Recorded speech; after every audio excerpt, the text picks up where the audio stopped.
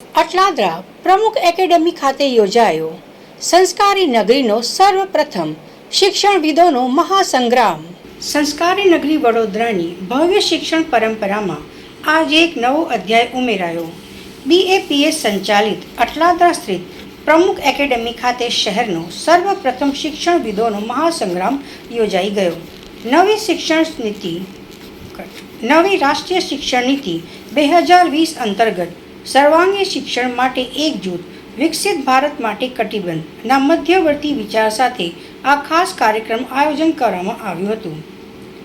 રાજ્યના શિક્ષણ મંત્રી શ્રી ત્રિકમભાઈ છાંગા, ડેપ્યુટી મેયર શ્રી આદિત્ય પટેલ અને મ્યુનિસિપલ કમિશનર શ્રી અરુણ મહેશ બાબુએ ખાસ હાજરી આપી હતી। આંતરરાષ્ટ્રીય મોટિવેશનલ વક્તા પૂજ્ય જ્ઞાનવત્સલ સ્વામીજીના માર્ગદર્શન સાથે જીવન પ્રશ્નોત્તરી સેશન યોજાયું।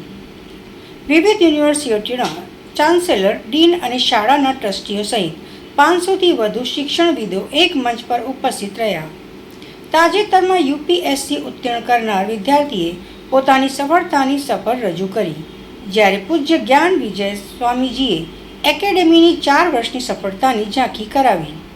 શિક્ષણ ક્ષેત્રે નવી ક્રાંતિ સર્જવા તરફ વડોદરાનું આ એક મહત્વપૂર્ણ અને અભિનવ કદમ સાબિત થશે। તો વડોદરા એજ્યુ લીડર્સ કોન્ક્લેવ, આ જે કોન્ક્લેવ આજે કરવામાં આવી રહી છે, તો ભારત સરકારના શિક્ષણ વિભાગનું જે વિઝન છે, જેના આધારે નેશનલ એજ્યુકેશન પોલિસી 2020 જે રિલીઝ થઈ હતી, એ રાષ્ટ્રીય શિક્ષા નીતિ અનુસાર કોઈ પણ વિદ્યાર્થી જ્યારે શિક્ષણ પ્રાપ્ત કરે છે ત્યારે એને સર્વાંગી શિક્ષણ મળવું જોઈએ, જેને આપણે student centric education, value centric education, holistic education એવી બધી રીતે આપણે સંબોધન કરતા હોય છે।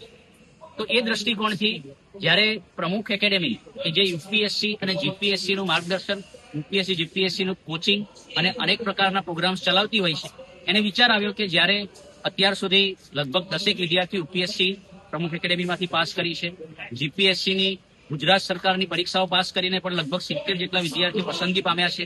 પણ પહેલી વાર એવું બનતું હતું કે અમારો વિદ્યાર્થી જે કેમ્પસમાં રહ્યા છે એવા સાવનભાઈ સરાવાડિયા એ પોતે IAS બનવા જઈ રહ્યા છે। એ નિમિત્તે વિચાર આવ્યો કે કોઈ પણ વિદ્યાર્થી જ્યારે પસંદગી પામે છે ત્યારે માત્ર કોચિંગનો રોલ નથી હોતો, એની શાળાનો પણ રોલ છે, જે એનું ફાઉન્ડેશનલ ઘડતર કર્યું છે, એના કોલેજનો પણ રોલ છે, એની યુનિવર્સિટીઝનો પણ રોલ છે, એની કોચિંગનો પણ રોલ છે।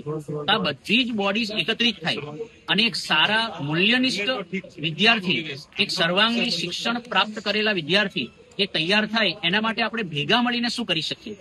વડોદરાની નગરી એ સુસંસ્કૃત નગરી કહેવાય છે, સંસ્કૃતિવાળી નગરી કહેવાય છે, સંસ્કારી નગરી, અને સાથે સાથે શિક્ષણ એ પણ વડોદરાની એક આગવી ઓળખ છે।